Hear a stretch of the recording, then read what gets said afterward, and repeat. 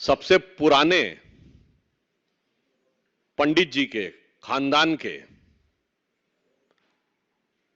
53 वर्षीय युवा यानी सतत युवा राहुल गांधी जी आदतन फितरतन भारत के बारे में, भारतीय समाज के बारे में, राष्ट्रीय स्वयंसेवक संघ के बारे में और इन सब से बढ़कर बात की बात में चीन के बारे में आधारहीन और अनर्गल बयान देने के आदी हो गए।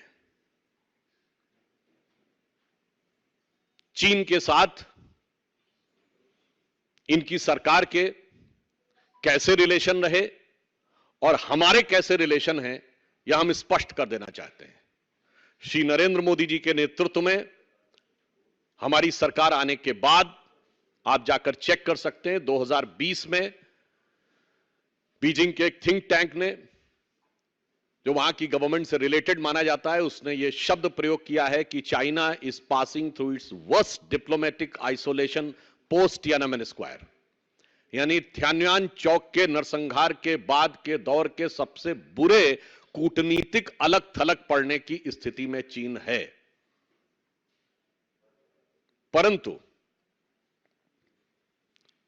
और यह हम नहीं कह रहे हैं, ये वहां के लोग कह रहे हैं, परंतु मुझे समझ में नहीं आता है कि राहुल गांधी जी को बार बार चीन की बातों पर इतना प्यार क्यों उमड़ आता है। ये राजीव गांधी फाउंडेशन को मिले हुए दान का एहसान है या चीन की कम्युनिस्ट पार्टी के साथ हुए करार का इकरार है कि बार बार वो भारत सरकार से तकरार करने को तैयार रहते हैं। वो आकर ये कहते हैं कि लेह में घूम करके मुझे लोगों ने बताया अमुक अमुक चीज। ये कौन लोग हैं और कौन बताता है?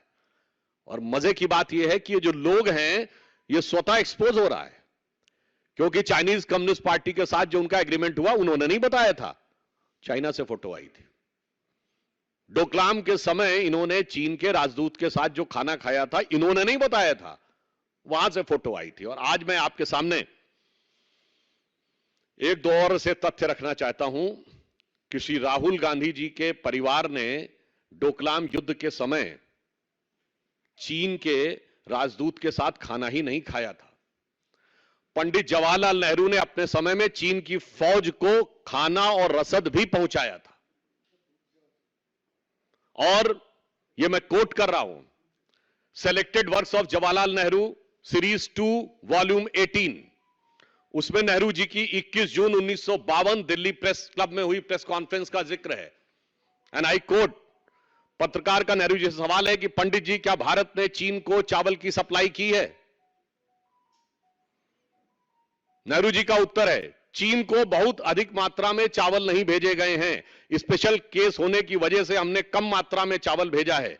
जैसा कि आप जानते हैं, दुर्गम पहाड़ी इलाका होने की वजह से एक मुश्किल मार्ग है, यहां कोई भी काम आसान नहीं है। आगे सुनिए, लेकिन चीन की जरूरत को देखते हुए हमने बहुत मात्रा में चावल देने पर सहमत हुए हैं। यह चावल चीन की सेना के लिए बहुत जरूरी है और हम उन्हें जिंदा रखने में मदद कर रहे हैं, यद्यपि हम उन्हें तिब्बत के बाहर भी देखना चाहते हैं। Again I am quoting selected words of Jawaharlal Nehru series 2 volume 18। चीन की सेना जब तिब्बत में अत्याचार कर रही थी उस समय, और इसकी मैं बैकग्राउंड भी आपको बता देना चाहता हूं, उस समय जो चीन का नियरेस्ट शहर था, उस जमाने में आज की तरह तिब्बत में जाल नहीं था सड़कों का। चेंगडू से लगभग 2200 किलोमीटर दूर की दूरी थी लासा की, और भारत के तावांग से 240 किलोमीटर। भारत की तरफ से सड़कों की भी स्थिति अच्छी थी, क्योंकि शताब्दियों से व्यापार होता रहा था। वहां रसद पहुंचाना संभव था। चीन की सेना भूखों मरने की स्थिति में थी। तब इन महोदय ने जानते कितने चावल पहुंचाए थे, जिसको थोड़ा बहुत कर 3,500 टन, 3,500 टन चावल भेज के, और बकौल जवाहरलाल नेहरू वो कह रहे हैं कि उनको जिंदा रखने में मदद करना चाहते थे। इसलिए राहुल गांधी जी, जब आप बोलने की कोशिश करते हैं तो याद रखिए, और मैं देश की युवा पीढ़ी को पुनः याद दिलाना चाहता हूं, आज भी भारत चीन की सीमा के ऊपर जो हमारा पैरामिलिट्री फोर्स है उसका क्या नाम है? Indo Tibetan border police, Bharat Tibet सीमा पुलिस। क्यों? क्योंकि 1947 में हमारा पड़ोसी चीन नहीं था, पड़ोसी तिब्बत था, इसलिए आज भी उस बॉर्डर फोर्स का नाम है इंडो तिब्बतन बॉर्डर पुलिस।